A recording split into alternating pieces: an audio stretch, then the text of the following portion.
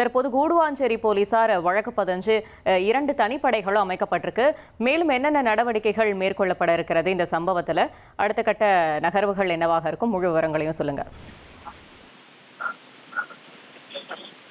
ஆக்ரா ரயில் நிலையத்திற்கு வந்த தமிழ்நாடு எக்ஸ்பிரஸ் ரயில்ல ஒரு சூட்கேஸ்ல ஒரு சடலமானது கண்டெடுக்கப்பட்டது. இந்த சடலம் எங்கிருந்து வந்தது என்பது குறித்து உத்தரப்பிரதேச போலீசார் தீவிரமாக விசாரணையை மேற்கொண்டனர். குறிப்பாக அதனோட உடன் பாகங்கள் ஆக்ரால கிடைத்ததால ஆக்ரா போலீசார் தான் முதல்ல வழக்கு பதிவு செய்து இந்த விசாரணையை தீவிரப்படுத்தினார்கள்.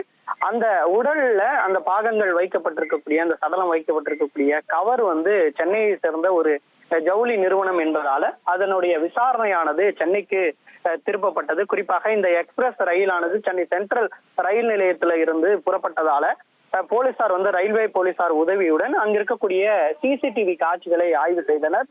அப்போது ஒரு காதல் ஜோடி அந்த சூட்கேஸை கொண்டு வருவதும் அதன் பின்னர் அவர்கள் பூங்கா ரயில் நிலையத்துல ஏறி அவர்கள் கூடுவாஞ்சேரி வரை செல்வதும் போலீசாருக்கு தெரிய வந்ததை அடுத்து இதனைத் தொடர்ந்து அங்கிருக்கக்கூடிய பகுதியில் இருக்கக்கூடிய அனைத்து இடங்களுக்கும் இந்த புகைப்படத்தை காண்பித்து இவர்கள் குறித்த துப்பு தெரிந்தால் உடனடியாக தகவல் தெரிவிக்குமாறு போலீசார் தரப்புல தெரிவிக்கப்பட்டிருக்கிறது. அதன் அடிப்படையில தான் ஒரு பொதுமக்கள்ல ஒருவர் இது குறித்து ஒரு தகவலை போலீசாருக்கு தெரிவித்திருக்கிறார்கள்.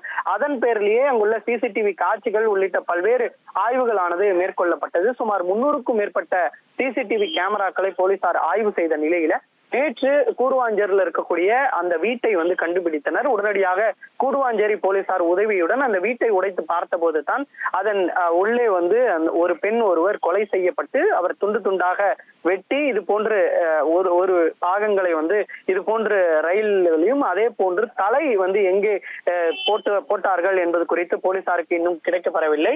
அதனுடைய உடல் பாகங்கள் மீட்டவை அனைத்துமே தடயவியல் துறைக்கு அனுப்பி வைத்து தற்போது ஆய்வுகளானது மேற்கொள்ளப்பட்டு வருகிறது. போலீசாரோட முதற்கட்ட விசாரணையில இந்த இறந்த பெண்ணோட பேரு ஹைத்தூன் நிஷா என்பதும் தெரிய வந்திருக்குது.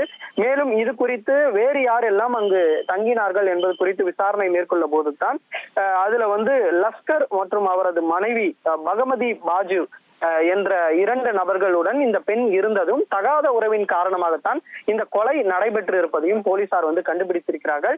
இந்த கண்டுபிடித்த அடிப்படையில தற்போது ரயில்வே போலீசார் கூடுவாஞ்சேரி போலீசாரிடம் கொடுத்திருக்கிறார்கள். ஏனென்றால் கொலை சம்பவம் நடந்தது அந்த கூடுவாஞ்சேரி லிமிட்ல தான் என்பதால தற்போது கூடுவாஞ்சேரி போலீசார் கொலை என்ற பிரிவின் கீழே வழக்கு பதிவானது செய்யப்பட்டிருக்கிறது. முன்னதாக அந்த இறந்த பெண்ணோட மகன் கொடுத்த புகாரின் பேர்ல முதல்ல காணாமல் போனதாக வழக்கு பதிவு செய்யப்பட்ட நிலையில தற்போது அந்த வழக்கை மாற்றி கொலை என்ற பிரிவின் கீழே வழக்கு பதிவு செய்து அந்த காணாமல் போன 2 நபர்களை போலீசார் தீவிரமாக தேடி வருகின்றனர்.